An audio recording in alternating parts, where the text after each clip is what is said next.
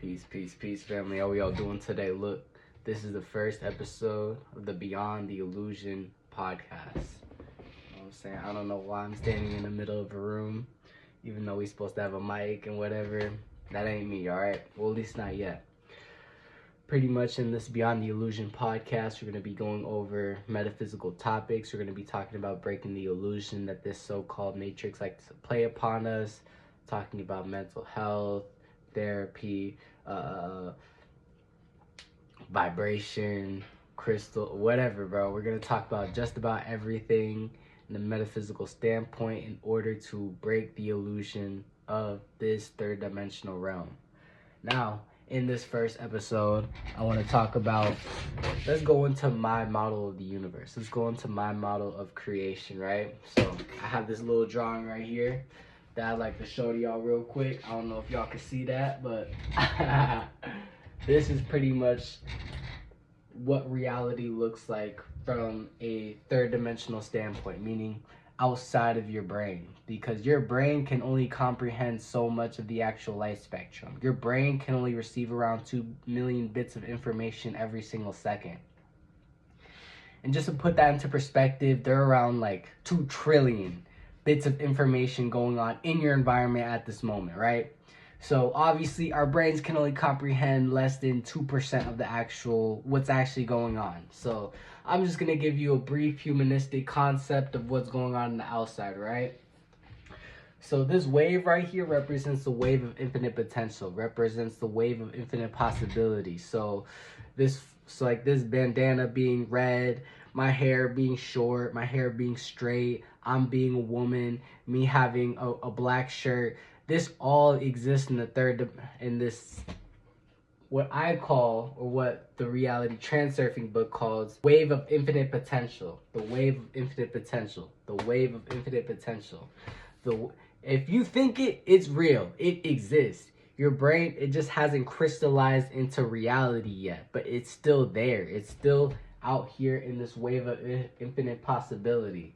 Now this tornado thing represents your mind. It represents the information that's being captured from here, all condensing down into you, which then projects reality. Because you do not experience reality, you project reality. This reality is a projection of your mind. So some people project reality as this, being a circular model of the universe, or what do you call it, a sphere.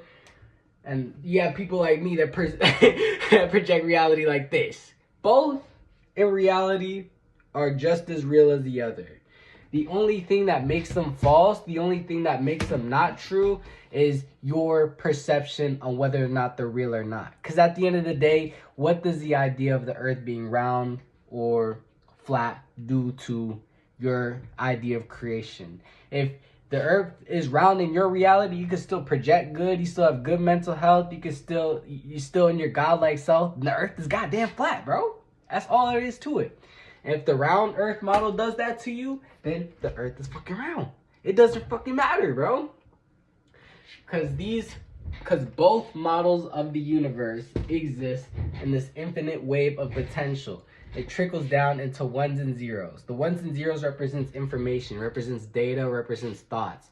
So your thoughts, you are not the creator of your thoughts, you are the receiver of your thoughts.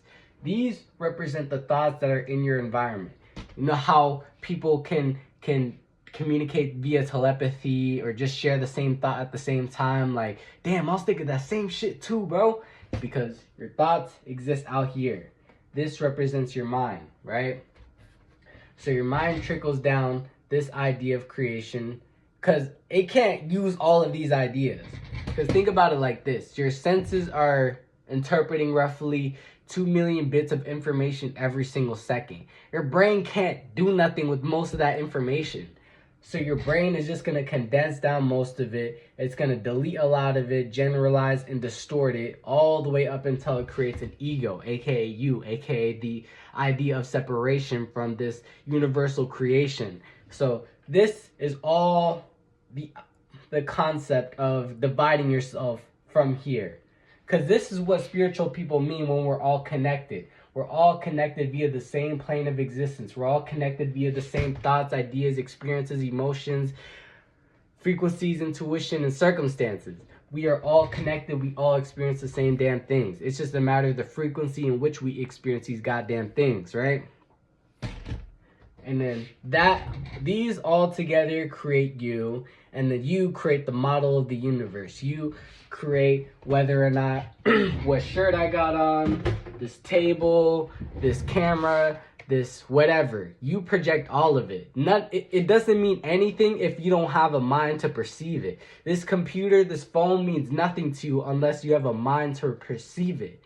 Meaning your mind is the most powerful battery in creation. So if you learn how to use your mind in order to materialize the reality, your desired reality, and boom, you won the video game. Because this shit is a video game, bruh. I ain't gonna lie to you. This damn reality shit is a goddamn video game. I ain't gonna... It is a video game, or for the masses, you could perceive it as a battle, a war zone, a tragedy, hell, you know, heaven, whatever you want to perceive it. They're all right, assuming the frequency in which you perceive these thoughts. If they're all right, then the only thing that matters is how does it serve you? Because that's the thing that you should really be asking yourself when you're adopting beliefs. It's not, is this true or not, or how does this belief serve me? How does this belief serve me? If it's not serving you, then there's honestly no point in believing it. Because what you believe at a long enough period of time will eventually materialize into reality in one way or another. Let me give you an example.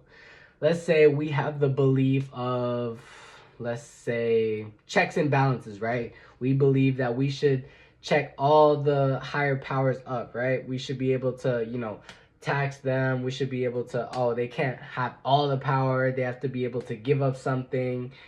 That will eventually materialize into the U.S. government known as checks and balances. That's why we have a executive branch, legislative branch, judicial branch. That's why these branches exist. They all stem from an idea. They all stem as a projection from our human minds. None of this would exist without our human minds. So if you don't know how to use your human mind, then other human minds are going to use you. That's why people work in jobs. Ain't nothing wrong with that, bro. Let me get it straight. There ain't nothing wrong with that. I work jobs myself. But at the end of the day, it's if you can't control your own mind, other minds are going to control you. So it's just a matter of which one you prefer, which one, you're cool with, bro. Because a lot of people, they can't handle that responsibility of, creating an entire business, paying payroll, paying $200,000 a month in payroll. A lot of people can't handle that, which is why most people work jobs. Ain't nothing wrong with that, bro. But it all goes into understanding who you are as an individual, understanding your DNA, understanding your values, understanding your character traits, and then creating a reality that projects the positives of your character traits. So amplifying your strengths, minimizing your weaknesses. If your reality's not doing this, then your reality is setting you up for failure. You are setting yourself up for failure. That's why most people are living in a perpetual state of failure, which is why most people are sad all the time. If you take away the cell phone, if you take away the TV, if you take away their friends, they ain't nothing but sad because they can't, because they're living in a reality they're dissatisfied with, because they're not playing into their strengths.